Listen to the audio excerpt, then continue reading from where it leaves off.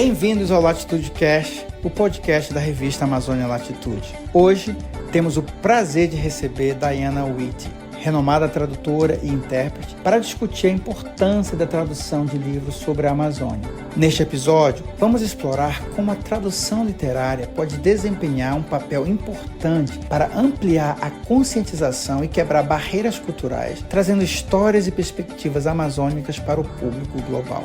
Diana Witt, com sua vasta experiência em tradução, nos trará insights valiosos sobre sua colaboração com a jornalista Eliane Brum, cujo trabalho aclamado destaca as complexidades e desafios enfrentados na Amazônia. Vamos descobrir o poder da tradução como uma ponte intercultural e redescobrir como as palavras podem transmitir a beleza e a urgência de preservar a floresta amazônica. Eu sou Marcos Colom. Fique conosco enquanto mergulhamos no poder da tradução literária para amplificar as vozes da Amazônia.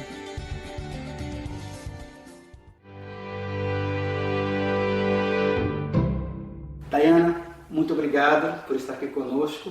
Seja bem-vinda. Muito obrigada, Marcos, pelo convite. É uma honra e sempre um prazer falar sobre tradução, sobre a Amazônia, sobre o Brasil. Diana, eu queria começar esse diálogo contigo. Como é que começou essa incursão tua pela tradução? Eu me mudei para o Brasil, casei com um brasileiro. Me mudei para o Brasil em 76, ainda na ditadura, e sem nenhuma intenção de ser tradutora. Mas depois de uns 2 meses, ouvindo uma música do Chico Buarque, eu fiquei com um desejo muito grande de explicar essa música para meus pais. Era A Coisa Que Está Preta. Então foi a minha primeira tradução, eu mal entendia português, e logo começar com uma música do Chico, né? Imagina. Mas foi o início da minha paixão, a minha necessidade de transmitir a minha experiência para alguém fora. Que interessante, Diana. E como é que foi o resultado?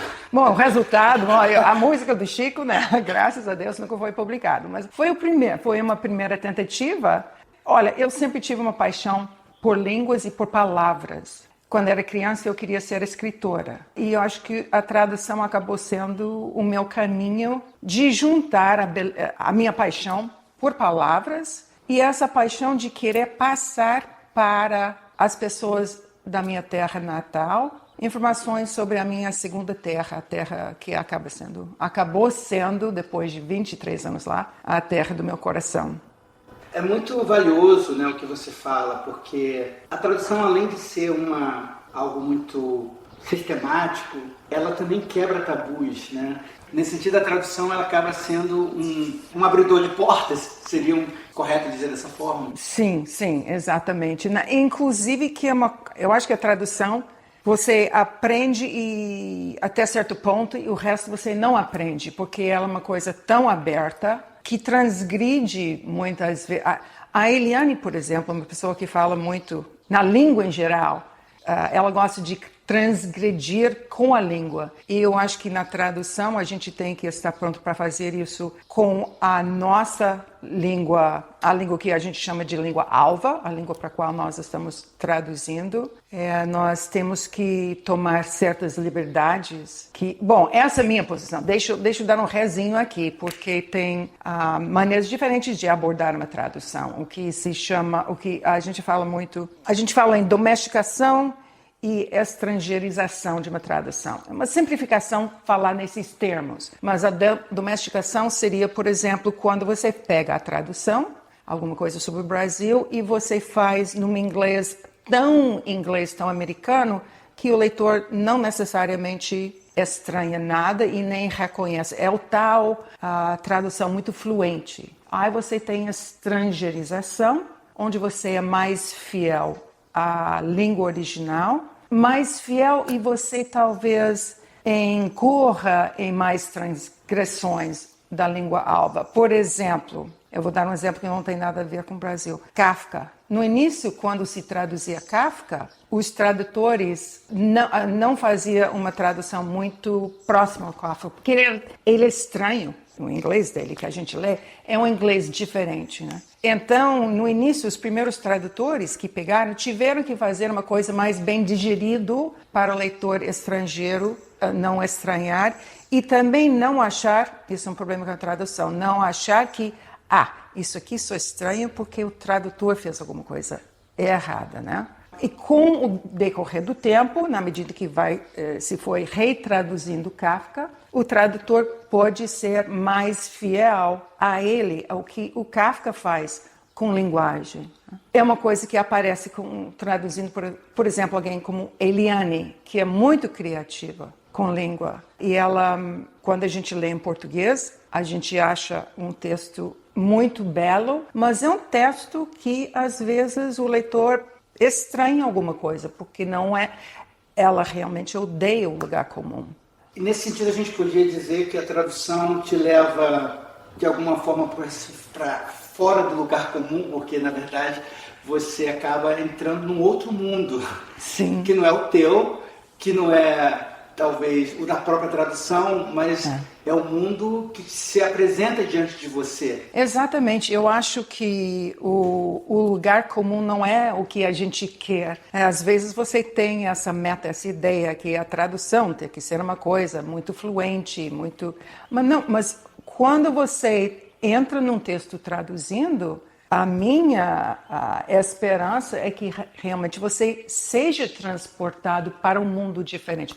Bom, claro, tem alguns livros que são, digamos, que tratam de temas tão clássicos que poderiam, não importa a língua, que você pode tirar daquele momento histórico do Brasil, você pode tirar daquela cidade do Brasil, e você está contando uma história universal. Mas eu acho que sempre em qualquer literatura traduzida, qualquer conto jornalístico traduzido, você realmente quer estar trazendo alguma coisa da outra cultura, porque é isso que enriquece, inclusive, nossa língua. Totalmente, eu acho que isso enriquece e nos leva a essas facetas, as nuances, que nos permite, talvez, contemplar algo não visto. Exatamente. Uma novidade. A gente quer sair do nosso mundinho. Quando a gente abre um livro, essa é a ideia, né? Eu acho que quando a gente abre livro, a gente sempre está querendo fazer uma viagem. Mas abrir um livro traduzido pode e deve acrescentar, eu acho, mais uma camada, onde você entra em contato com o mundo não só diferente. Por exemplo, você é um americano do interior, você lê alguma coisa sobre Nova York, obviamente você está conhecendo um mundo um pouco diferente, mas não é tão diferente quanto ir para a Amazônia, né?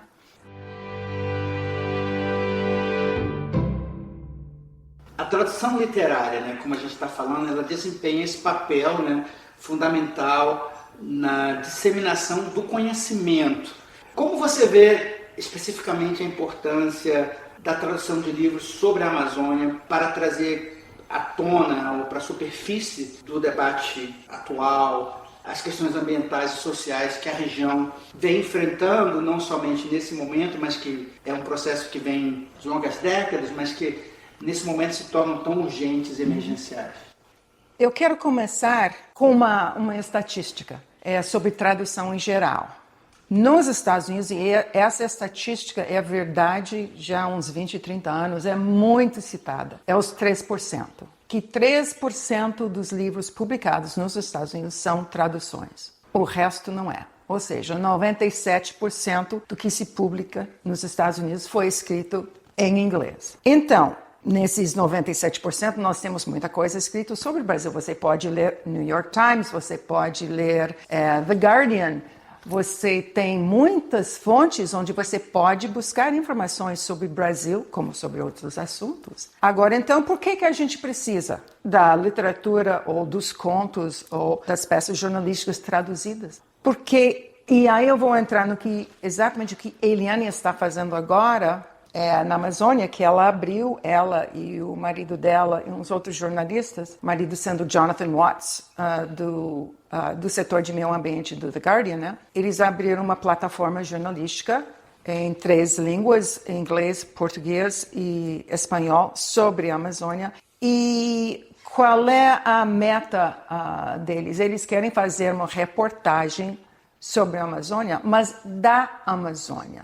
E aí eu acho que a questão é por que a tradução é importante? Porque te dá acesso não só às informações, mas às informações que vêm do lugar. Não tem uma fonte mais rica do que a pessoa que vive ali, que está mergulhada dentro da cultura. Então, a Amazônia é uma coisa que está muito, se ouve falar, você lê muito na imprensa estrangeira, mas a Amazônia que você lê, que é uma reportagem feita por alguém que está sentada em Nova York, está colhendo as informações, talvez de uns jornalistas na Amazônia ou talvez de um jornalista no Rio, não para desfazer o trabalho dessas pessoas, mas não é a mesma coisa do que quando você lê a história, por exemplo. Saiu agora a história da Patri, nome falso, de uma trabalhadora de sexo da Venezuela que se mudou para a Amazônia e trabalhou como prostituta em campamentos, em corretelas, na área de garimpo, na Amazônia.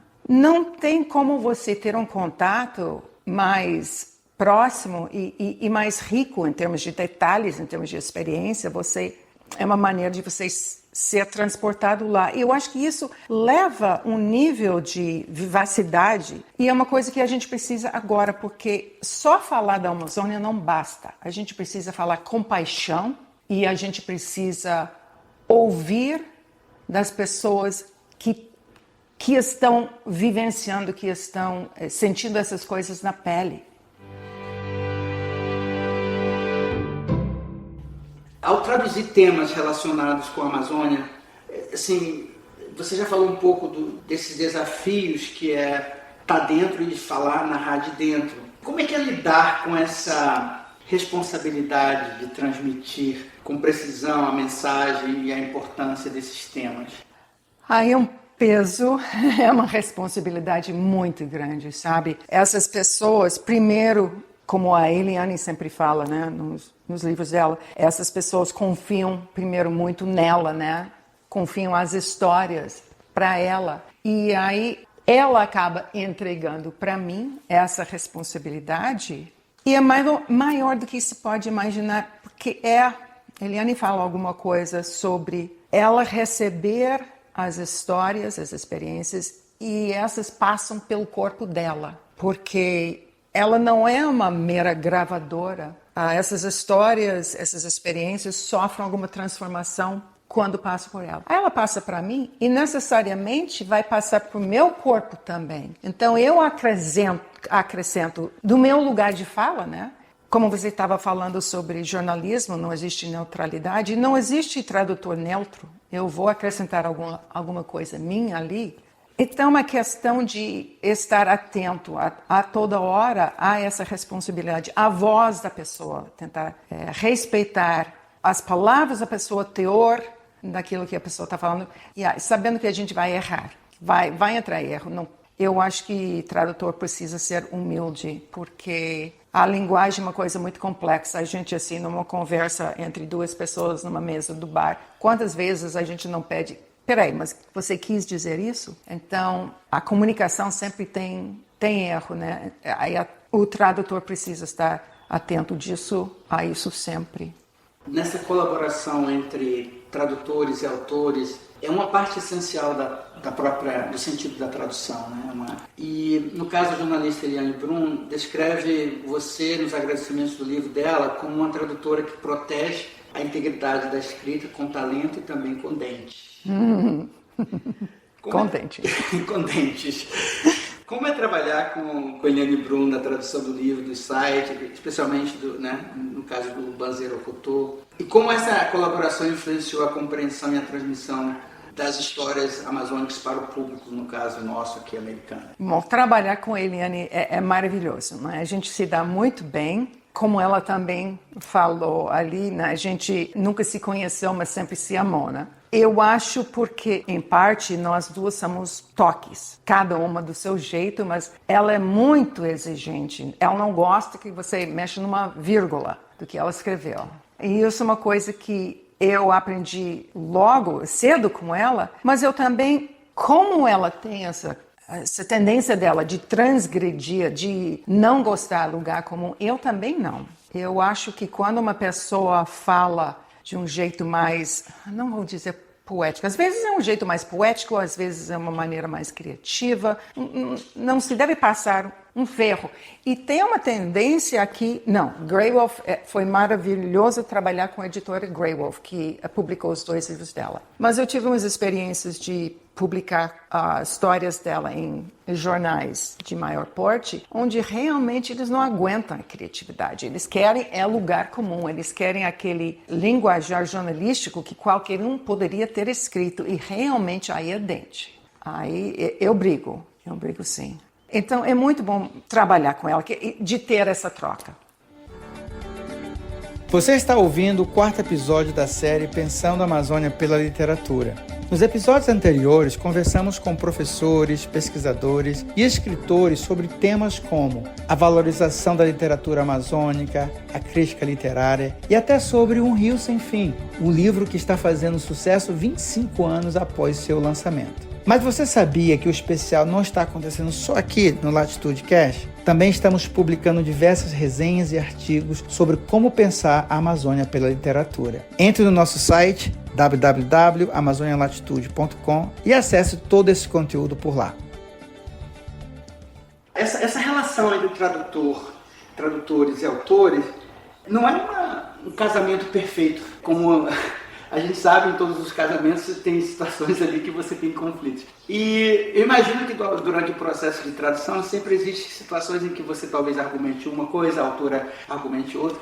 Me fala um pouco do processo da tradução do título do livro, por exemplo. O título do livro não foi um problema comigo com Eliane, não. O título do livro, desde o início... Olha, título para mim é a última coisa que eu traduzo. Eu tenho que traduzir o livro todo, o livro tem que estar vivo dentro de mim. O livro, quando ela me entregou, era Banzeiro, não era Banzeiro Ocotó.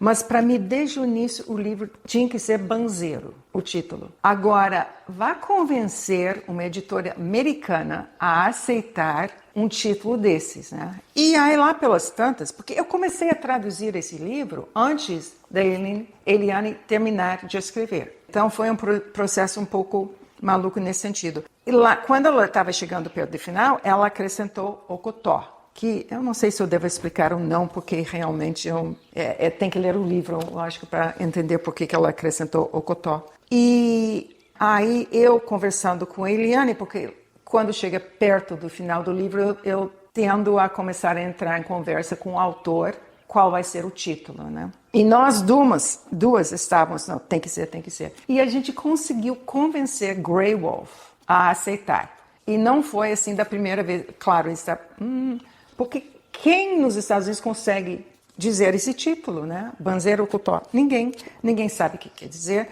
A gente não tinha a tradução fácil, porque logo no início Eliane começa a dizer que Banzeiro, uma palavra que nem existe uma boa definição. Mas o que eu fiquei muito contente com Graywolf, que eu acho que realmente o livro encontrou uma casa boa, que eles concordaram.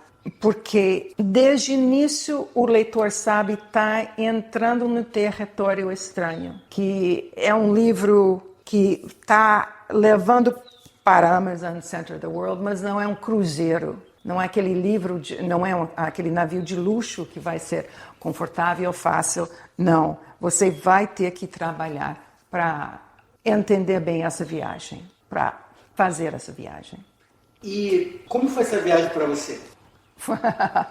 Foi uma viagem de altas e baixas e brigas e alguns capítulos assim de arrancar o cabelo. Capítulos inteiros nem tanto, mas assim alguns capítulos que apresentaram mais desafios linguísticos. Alguns capítulos bem difíceis, daquele tipo que, não, você tem que parar de chorar de vez em quando. As crianças de Altamira, também o capítulo sobre a chacina na penitenciária. Nessas horas a gente tem que manter um pouco de distanciamento do texto, que ao mesmo tempo não é possível, né? Mas com a Eliane a viagem sempre vale a pena, né? Porque a maneira dela enxergar o olho dela e a maneira dela às vezes esfregar a cara do leitor na realidade. Não pode ser fácil. Eu fiquei pensando na tua descrição e eu concordo com você. É um processo que não é fácil entrar dentro da Amazônia de maneira de ver a Amazônia real e fazer com que o leitor veja que não existe uma Amazônia, mas são muitas Amazônias. Sim. E acho que a Eliane faz isso com um primor, um rigor, uma seriedade que como muito poucos. E nesse processo nessa viagem, como a gente falou anteriormente, o que você trouxe dessa viagem para casa, dessa leitura, dessa imersão, que você acha que é transformadora, que transformou de alguma forma o teu próprio modo até mesmo de ver, embora você seja uma pessoa que já conhece o Brasil, mas o que mudou, né, na tua percepção do Brasil? Eu diria que não simplesmente a minha percepção do Brasil, eu também diria que não foi só esse livro, mas um conjunto de coisas, inclusive leituras que eu tive que fazer para acompanhar o livro. Eu acho que, desde que eu comecei a tradução, eu enxergo a minha relação com os seres, os mais que humanos, de forma diferente. Eu olho, por exemplo, a casa onde eu moro é nos subúrbios, no sentido americano, né?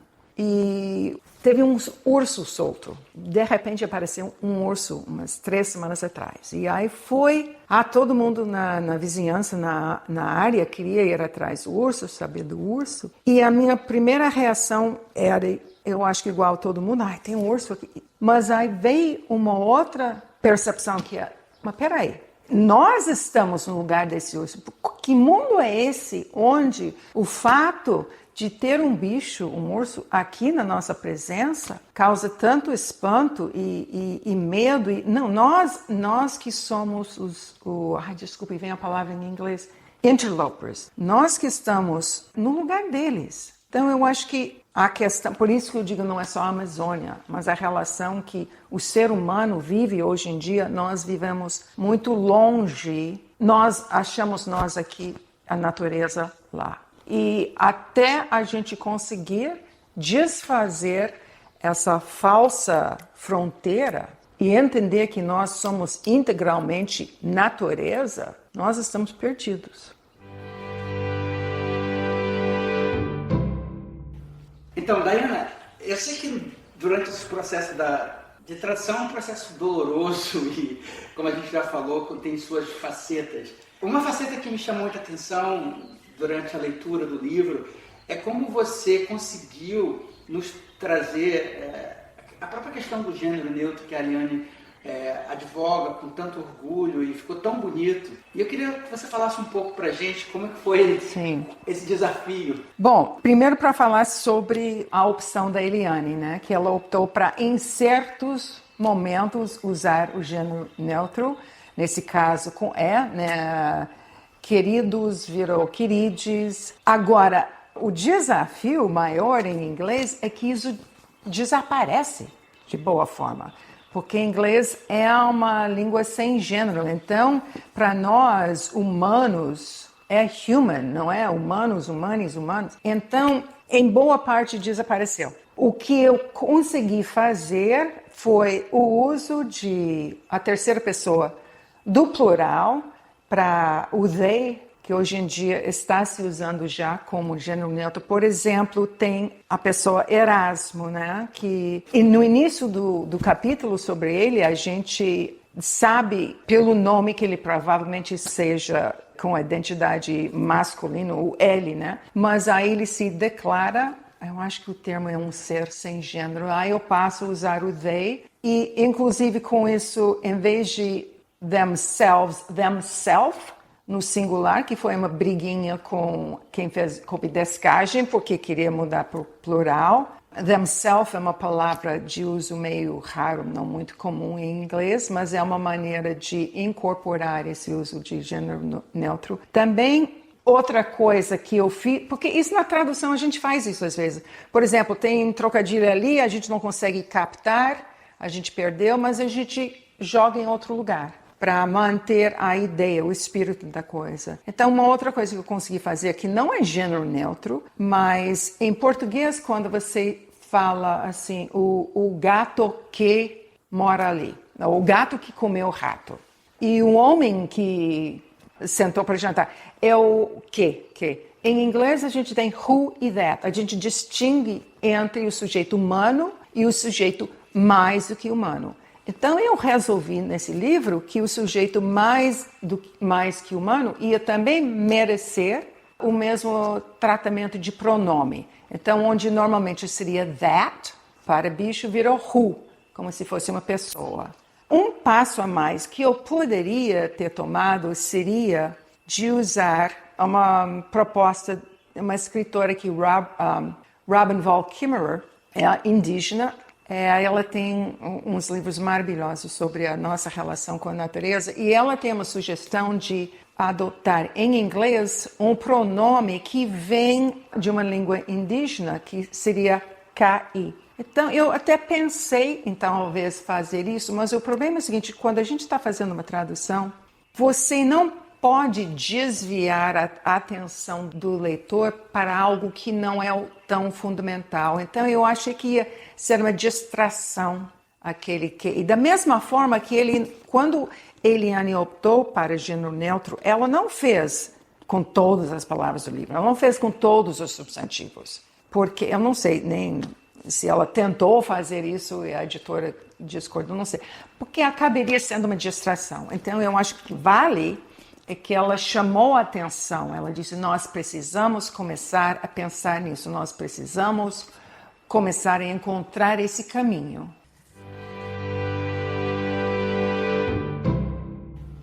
A gente falou um pouco antes sobre essa questão das, talvez, brigas pelas palavras. E eu lembro que você disse que lembrou de algo que talvez seria... Sim. E como que foi essa, não necessariamente no Banzeiro, mas em outros momentos, né, trabalhando com o texto da Eliane, como é que foi esse processo, esse embate, digamos assim, de palavras? Tive uma experiência quando eu traduzi o primeiro livro dela, Collector of Leftover Souls. De fato, o livro não existe em português, porque é coletânea de 2 livros dela e de outros escritos. Então, o colecionador das almas sobradas seria. Então, teve uma história linda que ela conta sobre o enterro dos pobres, o enterro dos pobres. E ela conta uma cena onde o pai que acaba de enterrar o filho recém-nascido, morto, ele está no cemitério e tem um pássaro cantando na árvore. E o pássaro é um sabiá. O nome desse pássaro em inglês é thrush. Eu pessoalmente acho esse nome horrível. Talvez em parte porque eu sou intérprete médica também. O thrush é o nome de sapinho, aquela doença que dá em criança. Então, thrush para mim, eu não queria. Então, eu usei songbird, porque sabiá, ou thrush, é da categoria de songbird. É uma categoria um pouco mais genérica. Mas, como eu sempre faço com a Eliane, eu faço alguma mudança assim, eu chamei a atenção dela. Eu disse, olha, nas margens, a Eliane, eu mudei. Olha, ela mandou um e-mail para mim de 2 parágrafos, gritando. Era e-mail, mas eu sei que ela estava gritando. Que ela disse o trabalho que deu para ela descobrir a espécie daquele pássaro. Que ela ficou muito chateada quando soube que era sabiá, que ela queria que fosse um pássaro mais exótico, mais interessante, mas ela tinha que era um trabalho jornalístico que ela estava fazendo. Então eu tinha que me manter fiel, gostasse ou não gostasse do nome em inglês, era um thrush. Que delícia de escutar, porque eu acho que essa é esse vigor, né? Talvez essa defesa, né? Daquilo que você escreve, né? Eu acho que é bonito isso, eu acho que mostra a autenticidade, né?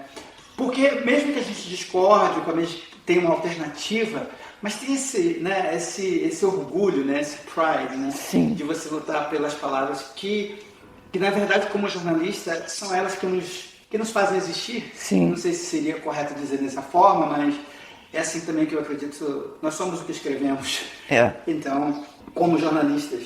E, Diana, eu queria terminar esse diálogo contigo. O que você espera, né, que esse teu trabalho possa evocar né, dentro do público americano, onde a gente vê, parece tão raro e caro falar de temas indígenas nos Estados Unidos. E de que maneira você pensa, como você enxerga, você vê essa contribuição maiúscula da tua tradução para o público americano, e de que maneira você acha que esse trabalho como tradutora de um livro tão importante como esse pode de alguma forma nos ajudar, o público americano, a ver não somente a Amazônia, mas também olhar para si mesmo com outros olhos?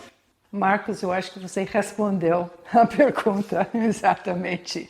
É não só olhar para a Amazônia e prestar atenção, interessar-se e ver sua ligação com a Amazônia, mas também se enxergar com outros olhos também. Eu acho que isso é uma coisa fundamental da tradução, a gente trazer alguma coisa da outra cultura e fazer com que isso mexa na gente, né? Na alma da gente, fazer a gente parar para pensar nossa vida, nossa maneira de enxergar o mundo. E no caso da Amazônia, né, deste livro e o trabalho Suma Uma e as outras coisas que estão sendo escritas sobre a Amazônia, é fundamental, é o centro do mundo. Se a gente não conseguir salvar a Amazônia, e aí a Amazônia sendo a Amazônia e também sendo os outros centros do mundo, que são os lugares que precisamos salvar, a gente precisa enxergar como nós somos nada. Nós não somos nada. E o clima está nos mostrando isso.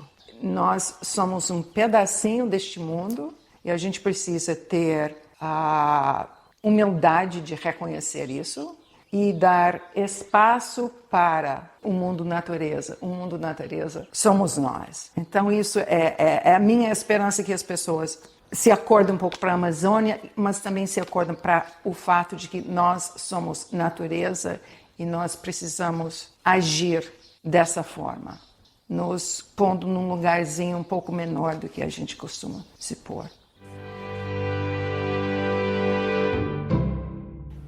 Qual a importância de escritoras como a Eliane nos dias de hoje, para nos trazer, para nos sacudir, e da forma como ela faz, e qual a relevância dela, talvez num aspecto mais, talvez até global, né?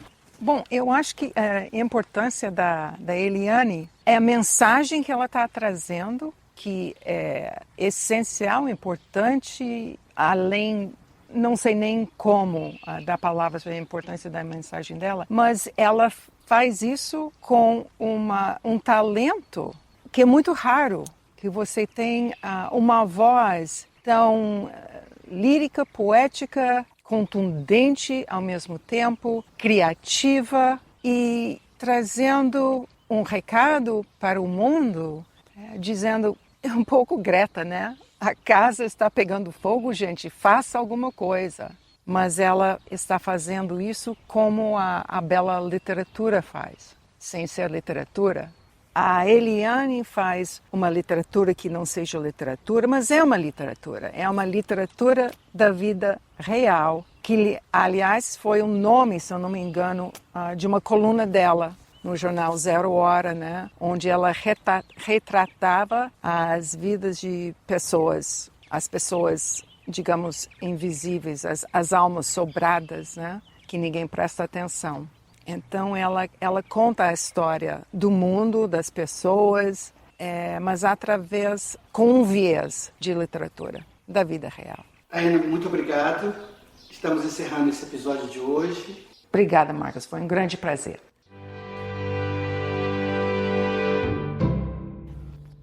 Eu sou Marcos Colon e esse foi mais um episódio do Latitude Cast, em que conversamos com a tradutora e intérprete Diana Whitty.